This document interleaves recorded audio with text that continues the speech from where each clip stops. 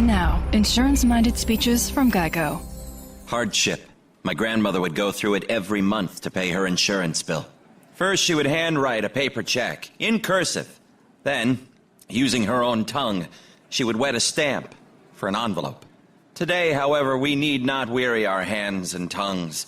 Today, we can pay our Geico bill with the Geico app. Away with hardship, in with bill pay on the Geico app. Thank you. Welcome to Define You Radio. Class is in session with your host, the Southern Belle of Bold, Valencia Griffin-Wallace.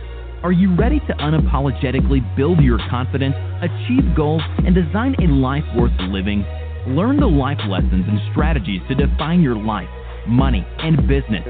Pens and papers ready? Class is now in session.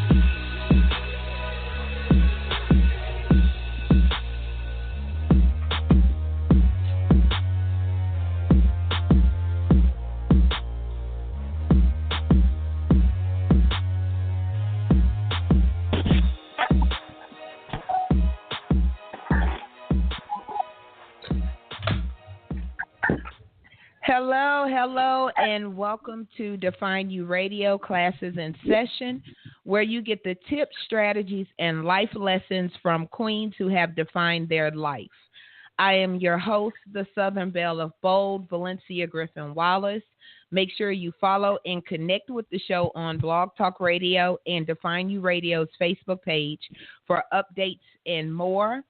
Also, you guys know we are on countdown mode for Define You Live, taking place November 11th in Houston, Texas, in which I am really excited about. This weekend, I went to Houston and connected with quite a few people, and they are really excited to get their mind on something else besides Harvey, which I'm really glad to hear. So with that being said, for more information on Define You Live, you can go to defineyoulive.com or simply just inbox me on Facebook and I will get the information you need to know.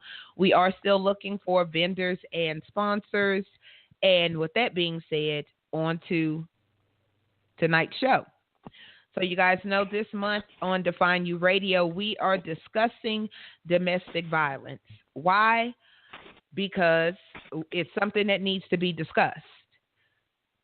That's like a period on the end of this sentence. A lot of times we look at the news and we hear the horror stories, but there's a whole other side of that. There are the women and men that have experienced domestic violence and got out of those situations and learned to heal from that, including me. I had a domestic violence experience. I grew from that. And more people need to hear that side. There's a whole other side. You have more options than just what you see, the tragedies in the news, social media, or wherever. And I'm really excited. So tonight we do have two fabulous guests, Miss Nydia and Miss NaQuishia, who I will be calling Miss Q or Q throughout the show. They're going to tell us about their experiences getting out and healing. But before we talk to them, I want to tell you guys some statistics, and these come from the National Coalition Against Domestic Violence, whose information is also posted on Define You Radio's Facebook page. 19% of domestic violence involves a weapon. I want you guys to let that sit for a second. Women between the ages of 18 to 24 are most commonly abused by an intimate partner. That means somebody they're dating. When I went through my domestic violence situation, guess what? I was in between 18 and 24. I was in my early 20s. And I know I've been telling you guys I was going to share my experience. I'm just going to hit on that really quick, and then we'll get to tonight's guest.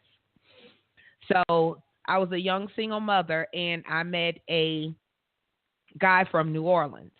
And I am the Southern Belle of Bold right here in Louisiana, now in between Baton Rouge and New Orleans, but I lived in Baton Rouge at the time. So he was everything I thought I wanted. Tall, slim, dark skin, goals in his mouth, and braids. Like I said, I was in my early 20s. So this was like my picture of the guy, my ideal mate. Everything was all fine and good the whole time we dated. No jealousy issues, nothing. He was nice, but he was that kind of nice. He wasn't like sweet nice. He was, cool. We had fun. We could hang out, go out to the club. I'm like perfect relationship, somebody I could party with and be with. So rushing into a situation, we got married.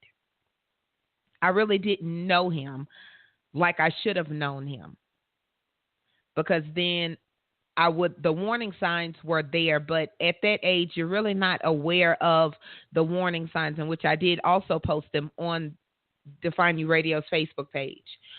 So we got married really, really quick, and I got the experience of a lifetime, basically. The ink was not dry on our marriage license before he slapped me. And I really don't remember why. Like there's ever a reason. There's never a reason. I don't really remember why. I think it was one of those nights we came home drunk from the club. He thought somebody was looking at me. Maybe I was flirting. I don't remember why. But he slapped me, and I hit him back. If you know me, you know I am a lioness. I am a fighter. So he slapped me. I hit him back. He pulled my hair. I pulled his braids. Because I was like, he lost his mind real quick. Maybe it was the alcohol. That was the first time, but it wasn't the last.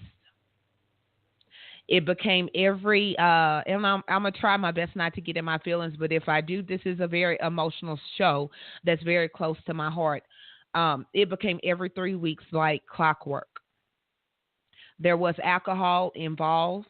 Sometimes he would get so drunk I could smell the alcohol coming off of his body as he passed out on my couch in front of my son, drooling alcohol, but I was in love. So every 3 weeks, like clockwork, he'd remember something from his childhood. Somebody at work made him mad. It really didn't matter. But I was that thing that, and I noticed I said thing. I was that thing he could take his anger out on. But me, I didn't look at it as being domestic violence because I was fighting back. We would go toe to toe, like two men in the street. I don't know how else to say that. So I didn't look at myself as being a victim of domestic violence, not Valencia. But it got to the point to where mentally I was tired. And I called the police.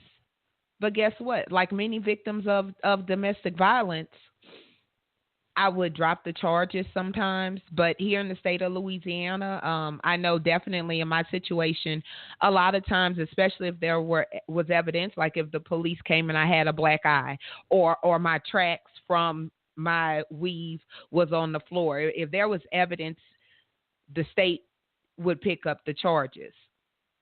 One time I put him in jail, his job bailed him out. One time I put him in jail, he called me and, I'm going to lose my job because of you and everything else. I felt guilty. I bailed him out. That was the physical side, part of the physical side and the mental side, because at the time I made more money than him. That was a point of anger and jealousy. So he felt like he would get paid and he would throw $25 at me, literally. This is for you to pay the bills with. But we were married, right? So it should have been, we put everything together. We were supposed to make it work together. But no, I was this thing he married. It was so much to that.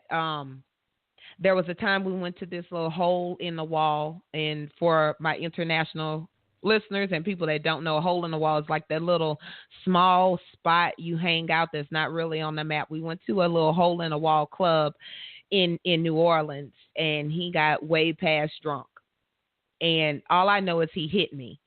And his mom and his sister was with us at that time.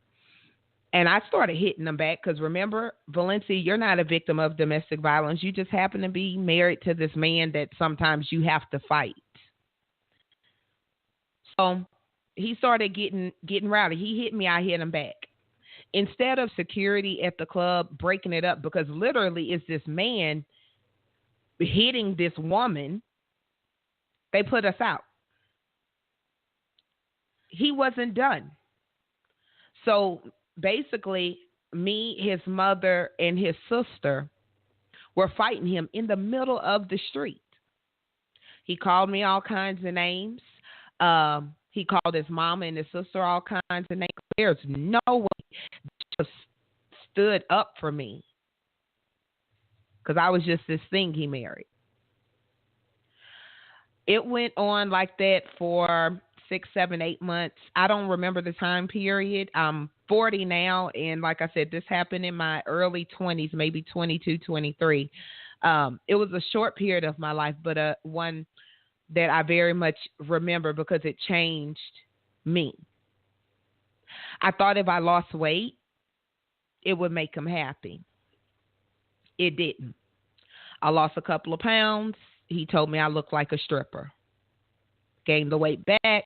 It came to the point where one night we had gotten a fight, and he grabbed the front of my hair. He locked his fingers into where my youth clothes, whatever I call them these days, was so in or glued in. I can't remember. Back then it was glue. He pulled and he pulled and he pulled till he literally ripped the tracks and some of my hair out. I couldn't take it anymore. I think I snapped at that moment. And I remember in that moment, I was like, I'm going to kill him or he's going to kill me. And at that time, my son was already here. He was 2, 3 years old. I didn't have the right to allow this man to take me from my son. That one fact alone gave me the strength to know that I couldn't end up in jail or die. That wasn't an option, no matter how much I thought I loved him. So I started going to the battered women's shelter, which was quite embarrassing for me to go there and sit there and listen to these, what I looked at then as, weak women saying, how they got beaten. I'm like, they didn't even fight back. I'm not them. Because still it wasn't registering in my mind. And I listened, and bits and pieces of their stories sounded very much like mine. He knew I was going, and he was mad about that too. Of course, you're going there telling those people our business. I felt guilty, but I still went. And from going to the battered women's shelter in Baton Rouge, I learned to make a plan. I tried to stay out of his way, work as much as I can while I went forward with this plan. And part of my exit plan was to make sure I had my birth certificate, social security numbers for me and my son, an extra pair of clothes, and all of those things at another location. So I put those things at my baby sister's house just in case I didn't have time to do what I need to do before I left. It was there. That was one of the things that I learned from the battered women's shelter that stuck with me. And I would definitely advise anyone that's in that situation, prepare for the worst. Prepare that if you have to leave in the middle of night, in the middle of the night with nothing but the clothes on your back, that the things that you have to build your life back is somewhere else you can get to. So I left and I cried for like about a week. I didn't understand why I cried. Why I felt so miserable. Why I wanted to go back. It didn't make sense. And it was times that he came to my baby sister's house, but she knew the situation.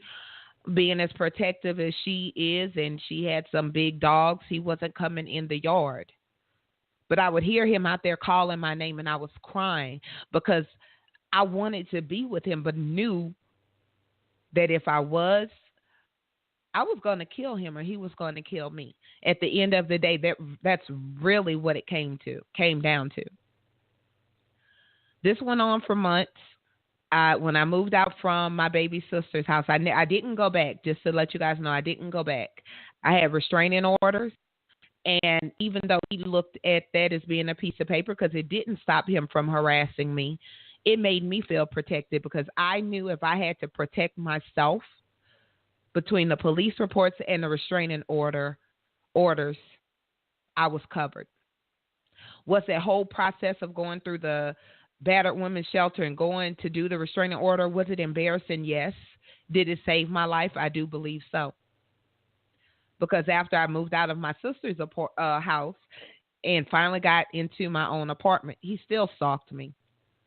They say that's one of the most dangerous times when a woman leaves or a man or whoever, when the person that's being violated, because that's what domestic violence is. It's a violation of you. That's one of the most dangerous times. He broke into my apartment and proceeded to pee and pour beer on all of my clothes. Filed a police report. So the police were looking for him. The police found him a couple of days later on his way to my job, passed out drunk on the railroad tracks down the street. He was so drunk and out of his mind, probably ready to kill me, because he did tell the police, I'm going to kill that B. And you guys can fill in the blanks. The police called me and said, I think we have your husband, because I was still married at the time. We need you to come identify him. Pulled up at the police station. They had him in handcuffs. He was so drunk again. Like I said, he was so drunk. He was passed out on the railroad tracks when they found him, that he was still hollering that he was going to kill me. B, I'm going to kill you, and all of the above. They took him to jail, needless to say. He did catch a couple of other charges because of that. But the one thing I remember feeling in that moment, for some reason, I was free. However, I did move out of the city. I basically uprooted me and my son because I no longer felt safe. Like he killed me, anything that would keep him in jail forever. So I did move out of the city and basically, I don't want to say went into hiding, but I basically changed everything from the routes I took to see my family in Baton Rouge to everything. So after that, just to kind of give you guys a little tidbit after that of the aftershocks, after I got out the situation, I suffered from, it's called PTSD. And I talked a little bit about that in transition, because I developed a deep fear of any man that looked like him. If you were tall, I had an anxiety attack. If you were skinny, I had an anxiety attack. If you had braids, I was freaking out. And if you were dark skinned, Lord, I could not get out my car crying and praying. I had nightmares. I woke up out of my sleep crying, praying. This was after I left and in a whole other city. What healed me from that situation, I just kept having to pray. I kept having to pray that fear off of me, because I knew I was safe. With that being said, that was it with that situation. Those few months or a year, however long it was, changed the course of my life. It let me know really how much I was worth. And regardless of what, I wasn't ready to die. It let me know that that's not love. Love is not drunk fights. And just because you fight back doesn't mean you're not a victim of domestic violence. So I went from being a victim to surviving it to conquering it. And it's just a page, not even a page, it's a chapter in the book of Valencia. So that's why I talk about it, because a lot of times people have this misconception of weak women, that a woman is weak. And I doubt anyone that knows me would use that word weak to describe me. But yet and still, I was in a domestic violence situation. Plenty of days I covered up black eyes with tons of makeup. And nobody ever asks, can I help you? Are you okay? So when you see that woman or man, because men go through it too, at work, that you know, just ask them, are you okay? I'm here if you need me. That may have changed how long I was in the relationship, what I experienced afterwards. I don't know, but it doesn't hurt to try. So as promised, that was my story. I am ready to definitely move on from that, because it sends flashbacks and it makes me angry that somebody had the nerve to violate me. And that's what domestic violence should do. It's not that hush thing you talk about or feel embarrassed about. It should make you angry. With that being said, I'll go ahead and bring on our first guest, NaQuishia.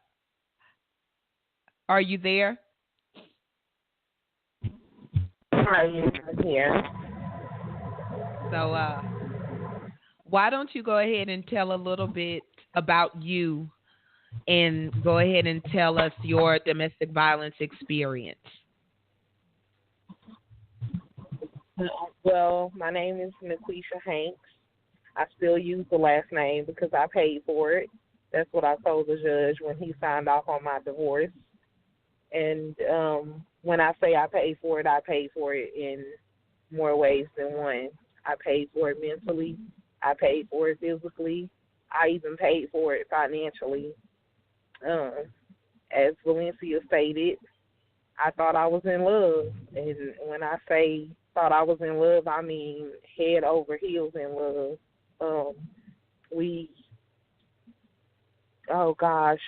After dating for about 2 years, almost 2 years, we married while he was in prison. And excuse me if I get emotional, because sometimes it's still hard to talk about, just because not that I'm not growing or not healed, but when you think about the way that your children had to see you suffer, it still breaks my heart. My baby girl, which is 9 years old, that's our child that we share together, and she still suffers, and so like I said, it when you think about the impact that it has made on your children, it's still very heartbreaking. I was one of the women who went back because, like you, it was just a fight in my eyes. The first time that it happened, I did call the police, but when the police started calling my phone about the charges, I told the police, don't call me, that he was my husband, and that in the state of Texas you can't make me testify against my husband. So I asked him not to call me. So they kept him in the county jail here in Houston, and they kept calling me. Like I said, they kept calling me up until the point to where I told the officer not to call me anymore and that he couldn't make me testify. At the time I was pregnant with my daughter. But again, in my eyes, it was just a fight, especially since I passed the first week. But however, you know the warning signs. You can tell when a person is about to attack you, and so in my eyes, I was just defending myself. So after he stayed there about 3 weeks and they couldn't get me to press the charges, I went back. And then the second time, I went back again. And my excuse was, I love him. He's my husband. And married people go through things and you're supposed to work it out. That was what I kept saying.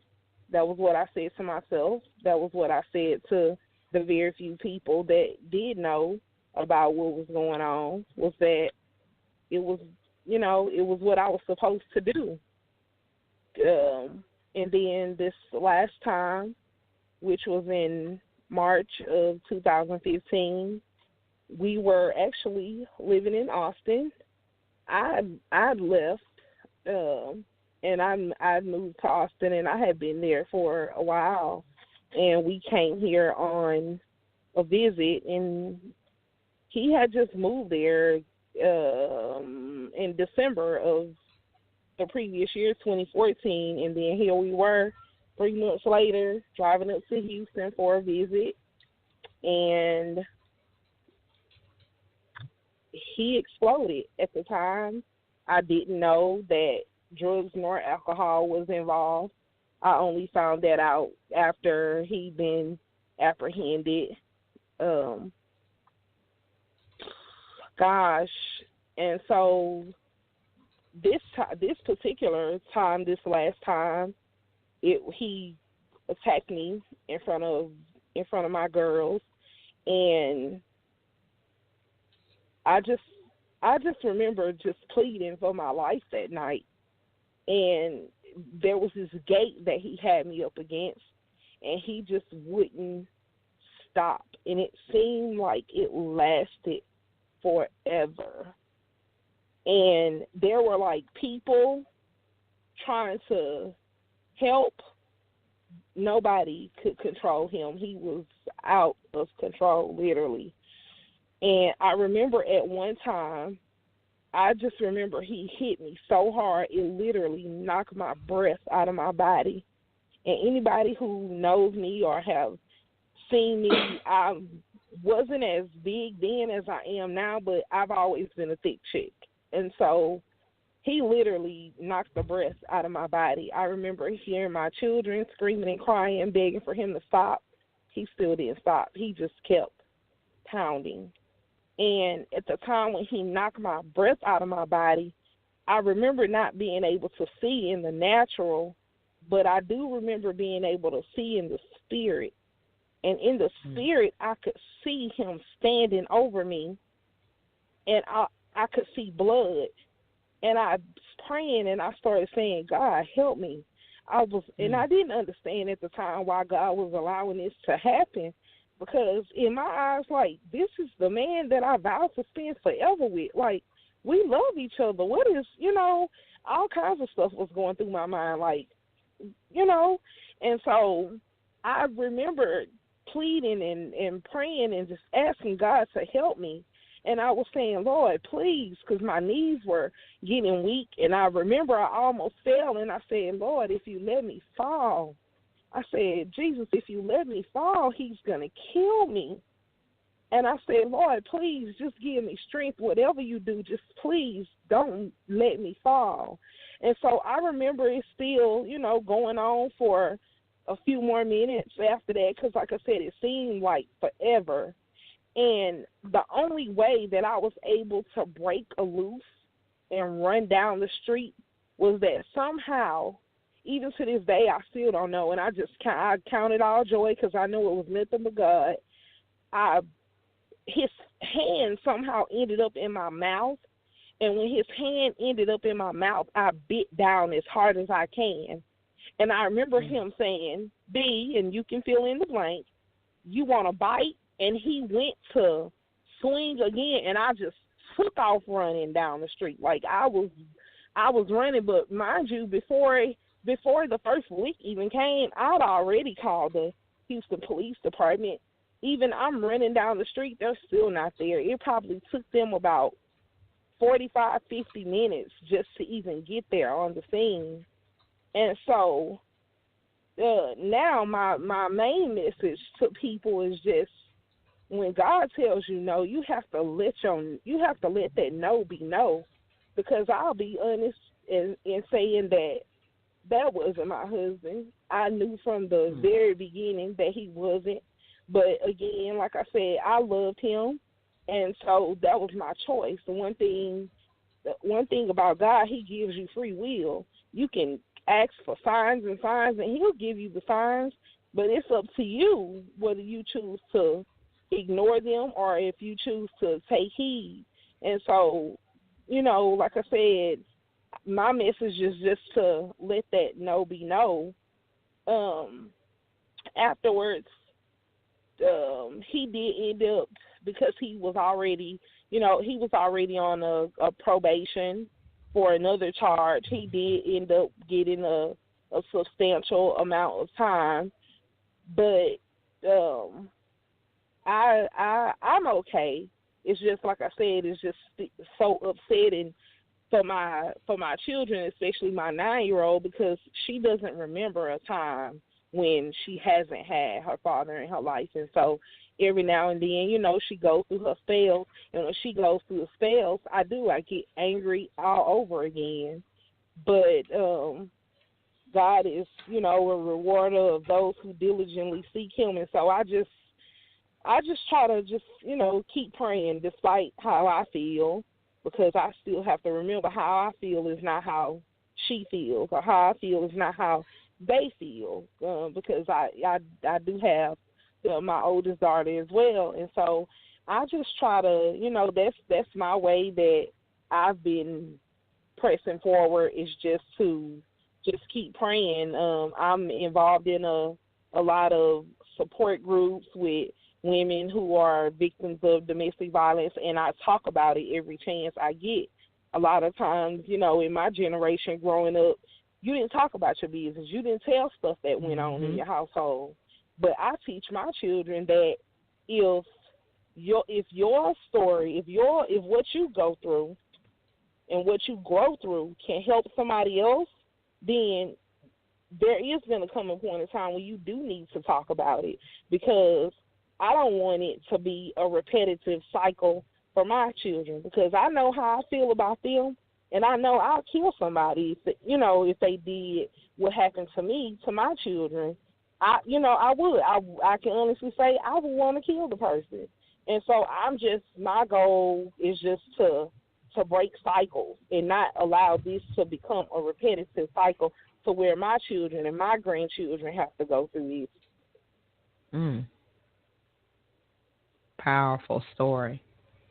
Thank you for sharing, and I'm going to come back with questions, and especially about a few things that you said with breaking the cycle of domestic violence. Okay. So let's bring our other guest on. Nydia, are you there? Yes, ma'am. Why don't you go ahead and introduce yourself and tell us your story? Hello, my name is Nydia Wells, and my story actually started as a toddler. I grew up in a household where domestic violence was an everyday thing, which made me feel like it's normal. This is something that's supposed to happen. Even though I watched my mother cry and complain and stay, I felt sorry for her, and I wanted better for myself. I always promised myself I'm not going to go through this. I'm not going to deal with this. I'm not going to let any man put his hands on me, because it was something that I knew in the back of my mind was not supposed to happen. But again, it happened every day. My parents would fight 2-3 times a day. If they missed a day, it was double the next to make up for what they missed. They were breaking furniture, throwing stuff at each other, replacing it every other day. And I grew up to the first real relationship I thought I had, I found out was not a real relationship at all. It was somebody that an enemy of mine sent to make me fall in love and break my heart and make me, well, basically destroy me. But in the process of him doing what they sent him to do, he caught feelings for me and started telling me, this one sent me to you and I was supposed to do this and I was supposed to do that. But at the same time, he still was himself. He was used to girls that, or females that submitted to him. And in a sense, I was that person, but I was fighting because of what I grew up with, what I knew was right, what I knew wasn't right, and what I knew what I wasn't going to accept. So we weren't in a relationship very long at all. It was maybe a year, if that long. He never physically put his hands on me, but it was mental and emotional abuse from him. And he was the type of person that had so many, like, other different girlfriends and stuff, but they would buy him things and do stuff for him, but he wouldn't want me to talk to, speak to, or even look at another male. So we would argue about, I looked at him too hard, I looked at him too long, why I looked at him at all. He would attempt to make me stay inside to do, and I didn't live with him at all. He'll come get me. We go and do this, we go and do that, and we wouldn't do nothing but go to his house and sit inside. He had a best friend that they were used to sharing females. He held me at gunpoint and made me have sex with his best friend. Then got mad when his best friend wanted to talk to me and have a relationship with me. He turned around and would tell me he loved me and he didn't know what he would do without me. But you putting me through all of these things, that's not love. He would come get me from my job. I had just had a baby. Prior to meeting him, my daughter was a couple of months old when I met him.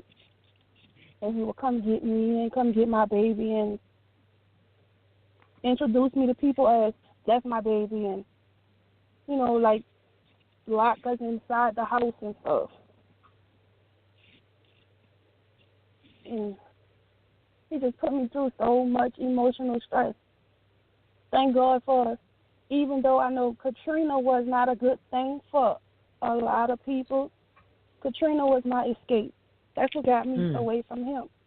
And I promised that I would never go through that again or anything similar to that. But after Katrina, I found another man, and he was worse.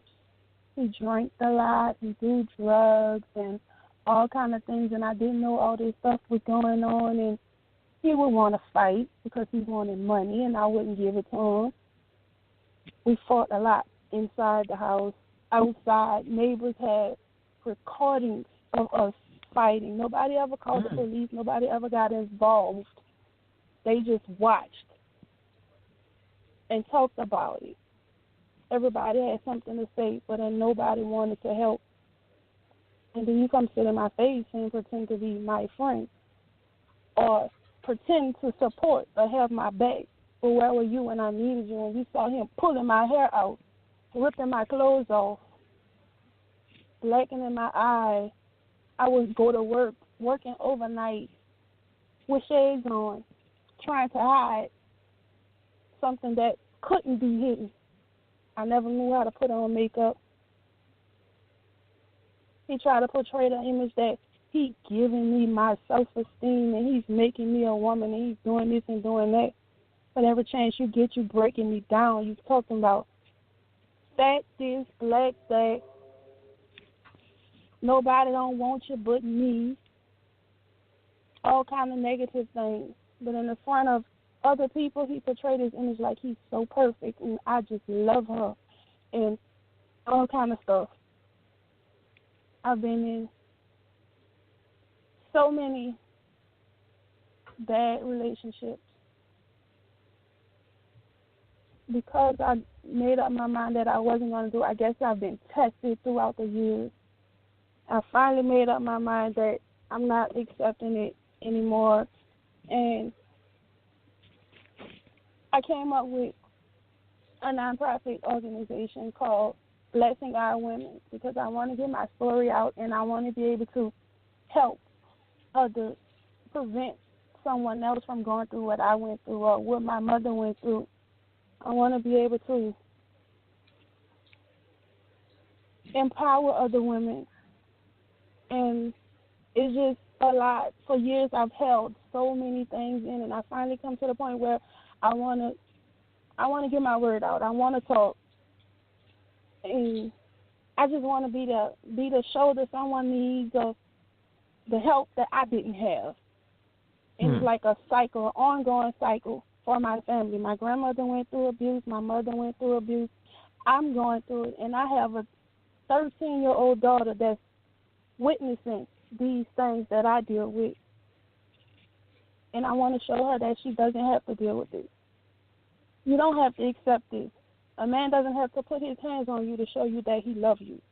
Because if he loves you, he's going to cherish you and make you feel like the queen that you are. So thank you.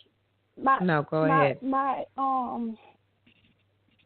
mean, I don't want to go deeply into my story because I don't want to cry on your station, your radio program. It doesn't matter. It doesn't matter.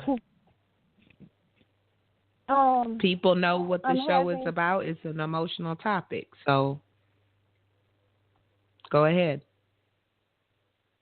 So I'm having a program at the end of this month to share my story, and I have 5 females that's going to be speakers. Know your worth.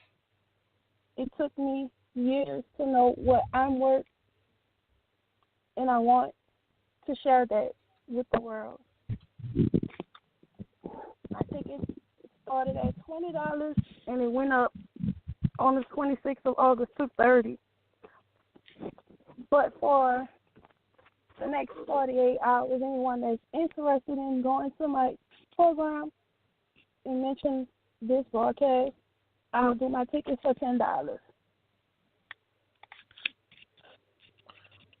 Thank you so much, Nydia. I will make sure that information is posted on Define You Radio's Facebook page. Side note, I am one of the speakers at this event, which I am honored to be, very much so, because I've never shared my story on a platform. You guys know normally I'm talking about confidence and goals, but part of who I am today was definitely going through that experience. So I will make sure that information is posted. But I wanted to say something to both of you guys, because one of the things that I know and that I recognize is that all of us that we have in common, all of us have children, and we had children in these situations, meaning while we were going through these situations. And I know I grew up seeing my mom get hit by my stepdad. He would hit her and my mom would fight back. And then as I got older, I would, try to fight him too. But as I wrote my story in transition, I was talking to my grandmother who passed in August. The end of July, we buried her in August. And we were talking about the story. And one of the things she said, which is crazy because to me you shouldn't say this, but, that was my grandmother. And she said that your mama would have never dealt with someone hitting her. And one of the things I told her, I was like, well, actually, my stepdad would fight her and I would fight him. And some of you guys know the story. When I was in 8th grade, I did try to kill him because I got tired of him physically abusing my mom and emotionally abusing me. And that's how I ended up, living with my grandmother, because my mom made that choice, but that's a whole other story. But I grew up, I saw her. I never saw my grandmother go through domestic violence, but I knew that she dealt with it. I know my aunts were in domestic violence situations. I don't know about my baby sister. I am 99.9% sure she never dealt with domestic violence as far as physically. But one of the things that I noticed is that these are generational things. NaQuishia, would you like to add to that? That's true. I do have a family member, very close family member of mine that went through domestic violence, and like you said, things are generational, and that's why, for me, that's why it's so important to talk about it, because, again, I want to be a cycle breaker. I don't want my children to have to go through the same thing that other women and as well as myself had to go through. And so for me, again, like I said, that's why it's so important for me to talk about it. Like anytime that I'm talking about it, or like having any type of event, this radio show, like, they are right here listening, engaging, and even, like I said, even though some things are hard for them to hear and relive, I just try and comfort them the best way that I know how, but I do let them know that, it's important for them to be able to hear these things, and for them to also be able to get tools that they might have to share with their friends at school, or, just out in the community, because there's children that, they have to experience it too. And if I can teach them, or they can sit around and, learn something from me, and another kid can come along and confide in them and tell them, then that way they'll be able to help those children out as well. So that's why, like I said, that's why it's so very important for me, is because I do, like, I have to break this cycle, because I know how I feel about them, and I don't want to be in jail behind hurting somebody behind my girls, but I know that I will. And so that's why it's so very important. I agree, 100%, definitely. I remember when I was in high school, that's why these conversations are important. And, back in the day, people didn't have those conversations. It was just something that happened. I don't recall as a child ever telling anyone, hey, my stepdad is fighting my mom. Like, I don't recall ever saying that. But it's something that me and my son talk about. He remember bits and pieces. Like I said, he was about 2 or 3 at the time. Y'all talk about, your kids seeing and being embarrassed. My son knew how to dial 911 on one of the restraining orders that I burned last year. It says that he called 911. He might didn't know what to say, but he knew to dial it. And to this day, and my son is 20 now, to this day, I still get a little in my feelings about that. But that opens up, we have these discussions, and we talk about it. And just like I tell him, he doesn't have the right to hit anybody, which, if you know my son, he's a very humble, sweet young man. But one of the things I also tell him, he doesn't have no one has the right to hit him either. Because a misconception is that, it's always men against women. And domestic violence happens in all kinds of relationships. All kinds. True. On the first show we did, and you guys could go back and listen to it, we actually had a man on the line. And guys, if you have any questions or comments, please press 1. If you wanted to get on Define You Radio, you don't have to give your name. If you have a question, comment, if you're in a domestic violence situation and maybe feeling hopeless, whatever, if you press 1, I'll go ahead and open the lines up tonight. But it was, I have those discussions with him, or we've had them, and it's like people focus on having the sex discussion with their kids. You need to have those domestic violence discussions also. What's okay and what's not okay. Because I remember being in high school and seeing this guy who I was neighbors with beat his girlfriend, against the locker. And, in high school, you really kind of don't think about it like that. Like I said, nobody's talking about that. And it was just, I knew him. I knew the guy. And to me, he was a nice guy. So in my teenage mind, I'm thinking she must have did something. And then I didn't like her anyway. I think she had a nasty attitude. I can't remember. But this is something, I'm sure it happens today, that people think, especially if you're a strong woman, an outspoken woman, oh, she must have did something for him to hit her. Yeah. And they were together for years. They were together for years, and they were just known around high school. Sometimes he would just beat her up against the locker, and it was very like nonchalant, like it was something that happens. And I think that we do get numb to the facts of those things. Maybe not so much now because of social media and more people are talking about it. But definitely in high school, I was very numb to it. I blamed her because to me, he was a nice guy. So if he beat her, she must have deserved it. Nydia, would you like to add to what I just said? Did you see it in high school? Did you see like teenagers going through domestic violence situations?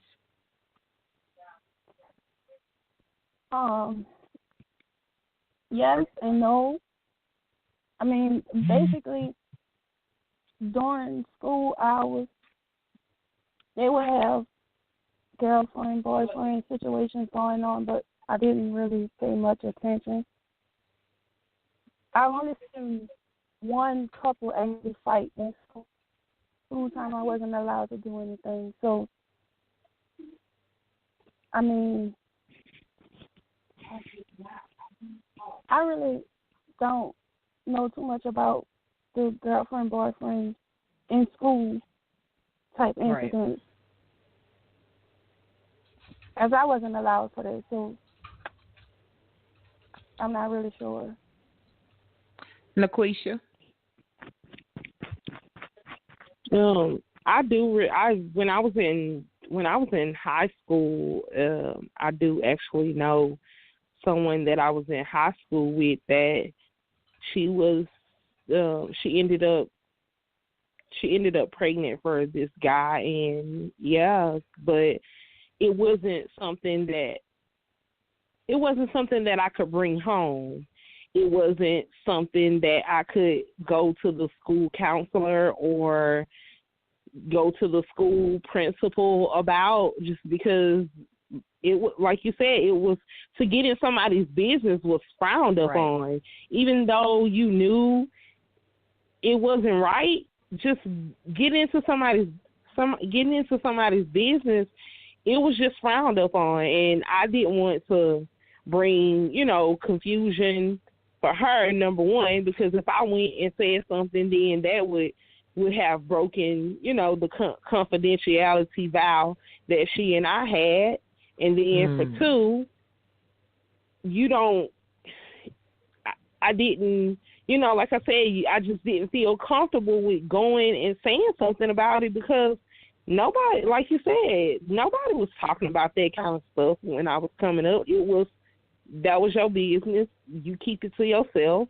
And if you do tell somebody, you tell somebody who you know without a shadow of a doubt is going to keep it to themselves. And so I mean, I would always, I would always talk to her, though, and, just, check up on her. And I remember when I first came out about my situation, she was one of the first people to contact me and say, oh my gosh, I'm sorry you had to go through that. I what I went through, and thank you for speaking up. Thank you for having the courage to speak up, because I didn't then and I still don't now. And so, yeah. Wow. It happens so young, and I don't know if it's a Southern thing. Next week we'll have a guest that's not from the South, but I know here in the South you're kind of raised, what goes on in this house stays in this house. Sure. So a lot of times we, we'll see our parents or step-parents, grandparents or whatever fighting, but we know we're not supposed to tell anybody because we'll get in trouble, even though it could have saved somebody's life. So you don't know, but that's how we were raised. So of course, when you're in that situation, it's hard to talk about because you were raised, what goes on in this house stays in this house. You don't tell people your business. So I do believe a lot of women and men are silently suffering because they have that in the back of their mind.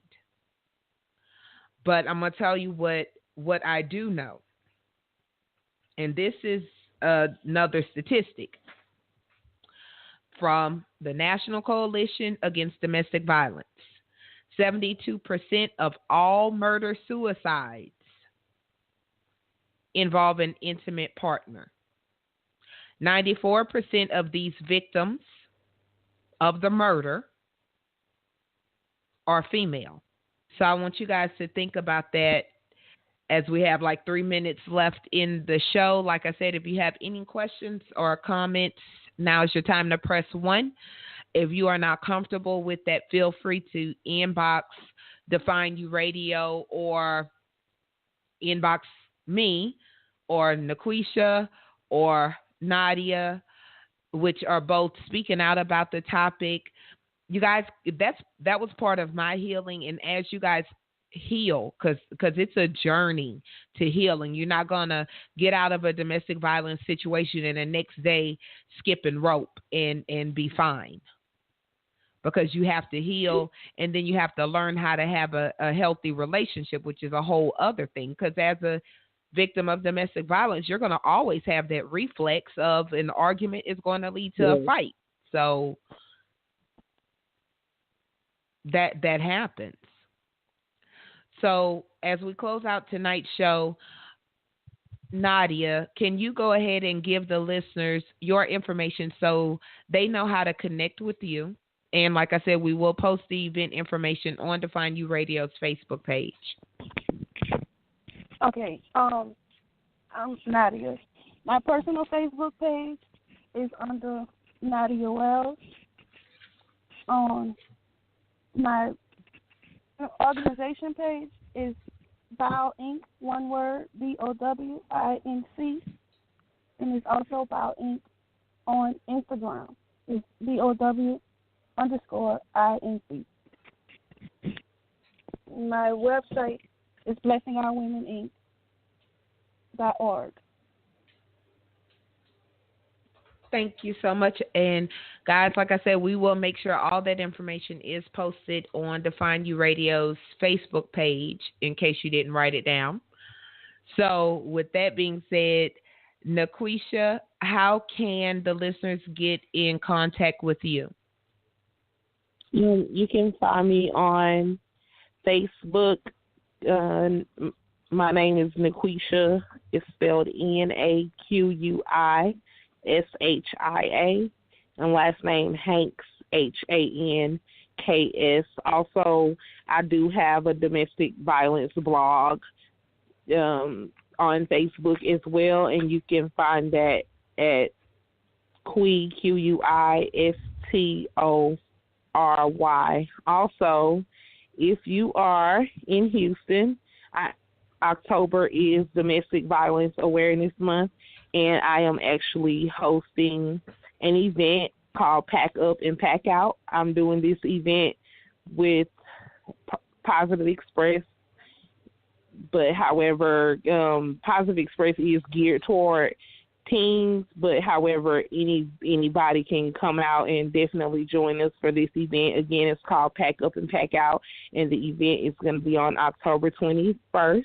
We're starting at 11:30 in the morning. I'll post the information to the Define You Radio page, and again, it starts at 11:30 and it'll run from 11:30 to 2, and it's going to be in Missouri City, Texas, at the Stimley Blue Ridge Library. And I will post that information for anybody who wants to come out. And actually, that event is going to be geared towards something that Valencia talked about earlier. Again, it's called Pack Up and Pack Out, and what we're going to be doing is teaching you how to pack up that bag in case you do need to get out in an emergency situation. So that's what the event is going to be geared towards. So, again, you can contact me.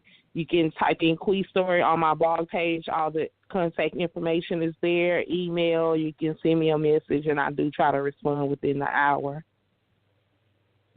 Well, thank you both. And, guys, make sure you connect with Define You Radio's Facebook page, where you can connect with both powerful events.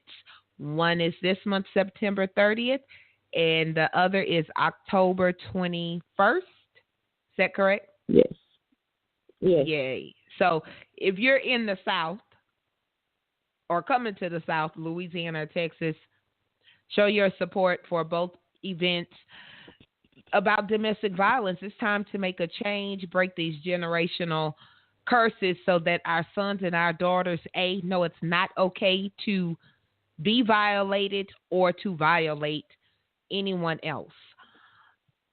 With that being said, guys, it's been a great, powerful show. Pens and papers down. Class is officially over.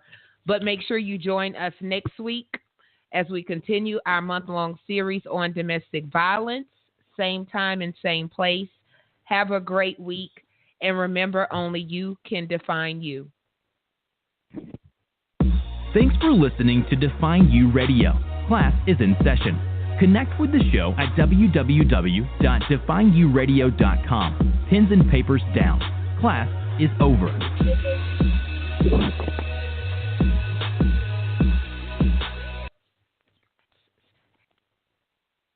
Okay, keep your eyes closed. Okay. I want to show you my first ever painting. All right. Okay. Open your eyes. Oh, that's a lot of colors and shapes. So be honest. What do you think? Well, I like how if you switch to Geico, you could save hundreds of dollars on car insurance. Oh, yeah, that's true. Yeah. Here, why don't I hold your paintbrush while you call them? Geico, because saving 15% or more on car insurance is always a great answer. What you doing? Ran out of space on my phone, so I'm deleting some stuff. Bye, singing dog. Bye, goal. I pronounce you. Bye, wedding ceremony. Stop. At Metro PCS, you get 2 free phones with twice as much memory. Really? Don't say bye to your memories. Switch to Metro PCS and get 2 free LG K20 Plus phones with 32 gigs when you switch 2 lines. Metro PCS. Wireless. Figured out. Coverage not available in some areas. Sales tax not included in phone price. Excludes numbers on the T-Mobile network. See store for details and terms and conditions.